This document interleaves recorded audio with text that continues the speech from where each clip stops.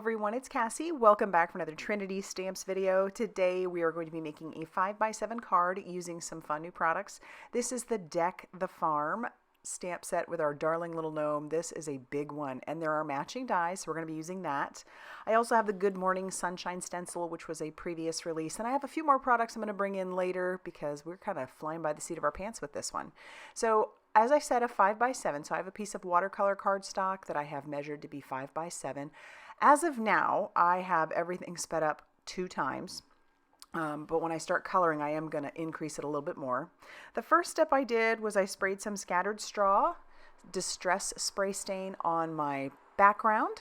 Next, I have some repositionable tape, and I'm just kind of trimming that to kind of look like a ground. Obviously, I don't want it to be perfectly straight, because this is going to look like a farm when we're done with it. So I've put down the one piece, I'm going to save the other one, and I've brought in some Vintage Photo Distress Oxide. That will cover that background really, really nicely. I'm just going to blend that right over there using our mask that we made. And then when I'm happy with the coverage, I'll just pull that away. And then you're going to want to heat set that really, really well. I don't do that. I heat set it, but not as good as I should have. And so because of that, I end up having problems with my repositionable tape later on. So I work with it because it is what it is at this point, and you're just going to have to, work with it. So here you'll see I try to stick it down and it isn't going to stick. And because of that, it has now picked up some of that wet ink, and now that repositionable tape isn't going to be perfect, but I still need that mask. So I am going to bring in my tonic platform, and I am going to bring in that Good Morning stencil. And then we're going to just use a little bit more tape and kind of tack this down. You'll see it's moving around a little bit still. We'll do our best to put it back into place. And then we're going to use those magnets to make sure that we can actually hold everything down. But like I said, I still need that mask. So here's the first part of our stencil. This is a 2-part stencil, and this was a previously released stencil. Great stencil to have. And because the stencil is the way that it is, you could use pixie spray to kind of keep it in place, but I am just going to use some up and down motions rather than the typical circular motions that I would use using a stencil. So I'm just kind of working with the stencil as it is. That first color that I used was some mustard seed. The next one I'm bringing in is some more scattered straw.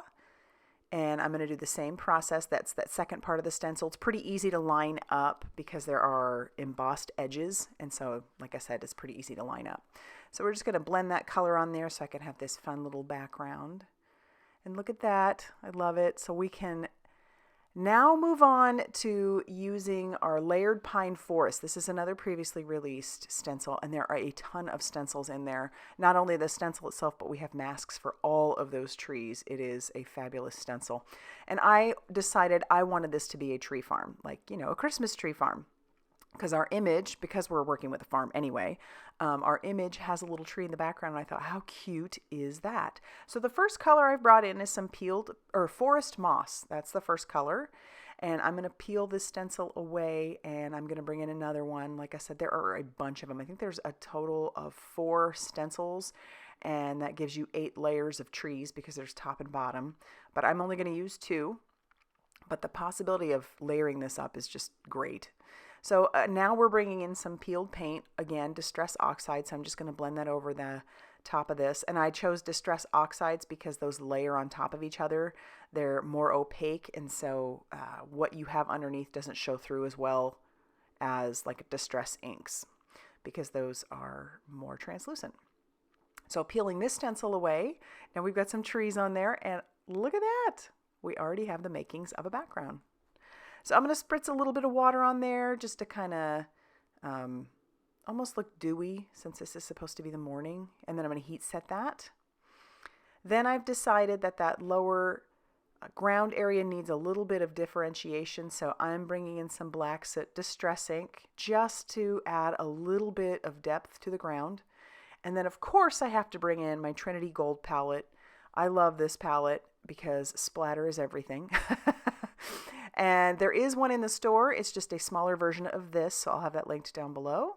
Then we'll clean up our mess, and we are going to move on to coloring. So right now we just have this double time, but eventually I'm going to speed this up four times because there's a lot of coloring going on here, and I'm going to do my best to put all the colors up on the screen. I am using Olo markers, brand new Olo markers, And I stamped my image out onto some Express It cardstock using blackout ink. So that is a good combination for alcohol markers because that will not bleed, and the paper itself is so super smooth that I always get a very good blend. And so, like I said, putting those colors up on the screen for you. Now, I was thinking about it as I was coloring this, wondering the question, are you a real tree or are you a fake tree person? And I would say that I remember growing up with real trees at one point, and then I think we eventually switched to a fake tree. But I have always, as a grown-up, had fake trees. When I was a kid in school, they made such a big deal out of your Christmas tree, like starting on fire.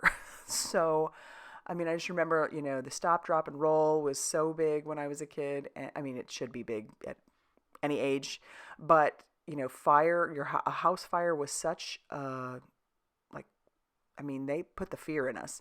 So I grew up thinking, no, I definitely don't want that fear of the Christmas tree starting on fire. And yes, the fake trees are expensive, but this way we can keep it. And, anyway, I have irrational fears sometimes. But yeah, so I would love to know in the comment section if you are a real tree or a fake tree person, and, tell me your reasonings. I do love the smell of the real trees, so I do always get those little fake pine things and stick them inside my tree. But yeah, definitely not the same as having a real tree. And how many trees do you have? That's another great question. We tend to move every couple of years, and so it has changed over time. We typically have one big tree and one medium-sized tree, and then I have a bunch of smaller trees all over the place too. So I love all the Christmas trees, love doing it up big, and oftentimes I have to do it myself because my husband is not as into it, if that makes sense. So I don't mind. It's super fun. I like having all the lights. I love it. Lights are so welcoming. So, but yeah, so we'll see how we do it this year. This will be our first Christmas in this house, and it is an older house. It is almost 100 years old, so it is not like an open concept. So I may just want to have trees in every room in the house. I don't know. We haven't gotten there yet, right? So as you can tell, we have quadrupled the speed of our coloring simply because otherwise we will be here all day.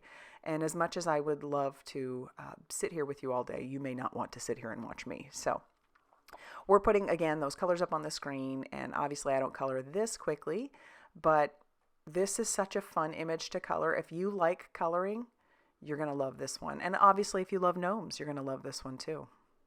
And then we're down to our cart. That's the last part we have to color. And I just love this image, and think of the possibilities of how you could color it. You could do a blue tractor, a green tractor, all of them. All right, moving on. Now that it's all colored, we're going to bring in the matching die, and it is a big die, and it took a lot of coloring, so I want to make sure I line that up correctly, run that through my die cutting machine, and we have our image.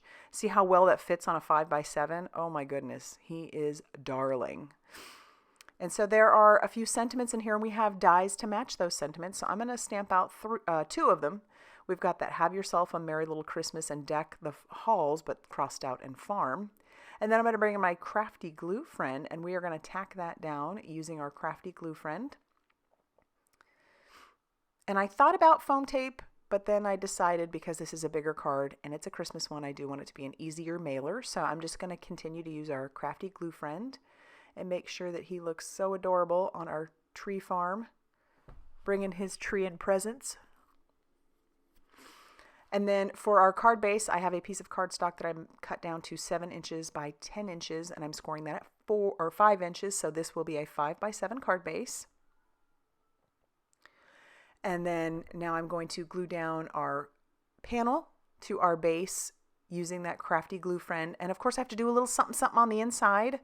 So I am going to ink up our big image using some mustard seed, and it stamps great. And then I'm going to bring in that last sentiment, and we're going to stamp Merry Christmas, y'all, up on the top. And I'm so happy with how this card turned out. I love it, love it, love it. So there you have it. I really hope you enjoyed it. If you did, please hit that like button. Definitely consider subscribing if you haven't already done so. And definitely be sure to check out all that Trinity Stamps has going on over on their blog, Facebook page, and Instagram for more crafty inspiration. Thanks for stopping by, and I hope you have a great day.